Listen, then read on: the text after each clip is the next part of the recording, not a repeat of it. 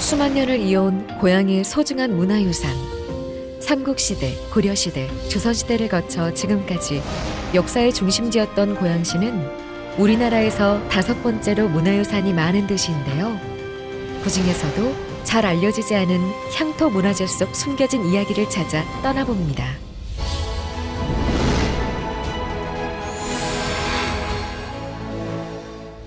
그 첫 번째 시간, 우리나라의 100대 명산이자 고양시 1번지 북한산으로 향해 볼까요?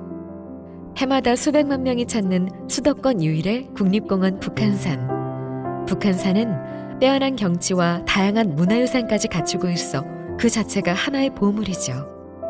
그런데 북한산 주요 봉우리의 80%가 고양시에 속해 있는 거 알고 계시나요? 해발 836m, 북한산 정상 100군데의 주소는 고양시 덕양구 북한동 산 1-1번지. 인구 105만 고양시와 2300만 수도권의 전기가 시작되는 장소가 바로 고양시 1번지인 것이죠. 100군데 정상에 오르면 서울 시내가 한눈에 훤히 내려다 보이는데요. 태극기가 보이면 정상입니다.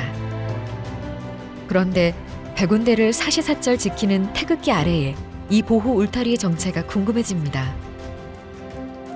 3.1운동의 역사적 사실을 후세에 전하기 위해 바위에 새겨놓은 이 암각문은 고양시의 대표적인 독립운동 관련 유적입니다.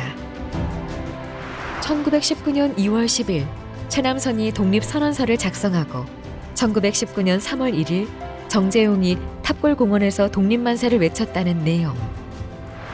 이 암각문은 내용에도 이름이 나와 있는 독립운동가 정재용이 1920년대 초반 새겼는데요.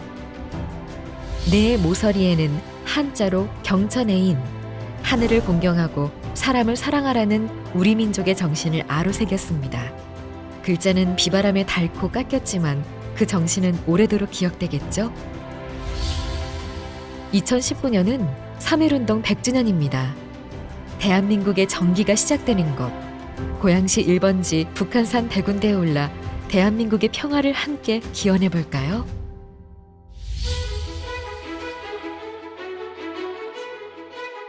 북한산의 훌륭한 산세를 마주보고 있는 한미산, 노고산이라고도 불리는 이곳에 천년고찰 흥국사가 있습니다.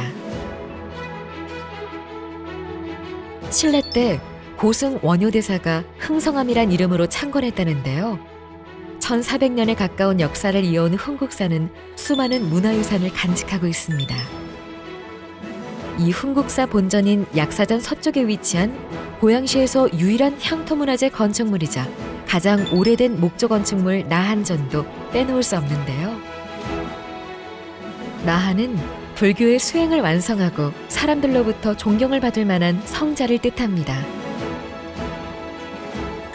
추녀 없이 용마루부터 지붕 끝까지 삼각형을 이루는 맞배 지붕은 웅장하거나 화려하진 않지만 단아하고 엄숙한 멋을 지녔습니다.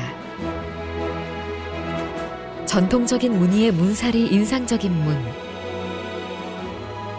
안에는 조선 후기에 제작된 것으로 보이는 우리 시에서 가장 큰 그림인 흥국사 괴불이 보관되어 있습니다. 우리나라에서 몇 개 안 되는 이 대형 괴불은 1년에 한 번 부처님 오신 날에만 볼 수 있다네요. 나한전은 조선 후기 19세기 후반 불전의 건축 양식을 보여주는 의미 있는 건물로 평가받고 있습니다.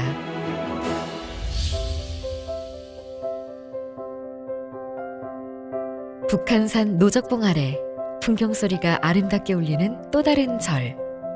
북한산성 3대 사찰 중 하나인 노적사입니다. 노적사는 조선조 숙종 당시 창건된 고찰인데요. 당시엔 나라의 외적을 막는다는 의미로 진국사라 불렸습니다. 그 후 사라져 빈터만 남았던 것을 1960년 무의스님과 불자들이 뜻을 합해 사찰을 복원했고 노적사로 불리게 됩니다. 노적사가 사라질 위기에서도 보존된 유물이 있었는데요. 부처님의 진신 사리탑을 지키고 있는 바로 이 석사자상입니다. 고양시에서 하나뿐인 석사자상인데요. 1970년대까지만 하더라도 노적사는 아주 작은 사찰이었어요. 그러다가 이제 90년대 초반에 인근 군 부대 주둔지에서 사자상이 발견됐고 그것을 사찰 측에 기증하게 됐죠. 결국 이 노적사는 이 석사사상의 그 아름다움, 그 석사상이 가지고 있는 역사적 가치, 이걸 통해서 전통 사찰로 지정되는 결정적인 계기가 되었기 때문에 굉장히 중요한 문화자산이라고 볼 수 있는 겁니다. 사자는 삼국시대부터 불법을 수호하는 상징 동물로 여겨졌는데요. 노적사 석사자상이 더욱 특별한 이유가 있습니다. 북한 산성 성곽을 축조한 같은 종류의 돌로 만들었으며 보통 정면을 보는 사자상과 달리 부처님을 지키듯 고개를 틀어 옆면을 응시한 모습입니다. 해학적인 표정도 인상적인데요. 네모난 몸통과 대좌, 몸에 비해 간략해진 다리의 형태를 볼 때 조선 후기에 제작된 것으로 추정됩니다. 당시 돌로 만들어진 사자상이 많지 않기 때문에 양식적인 특징을 살펴볼 수 있는 고향의 소중한 문화유산입니다. 사자를 만나봤으니 이번엔 호랑이를 만나러 가볼까요?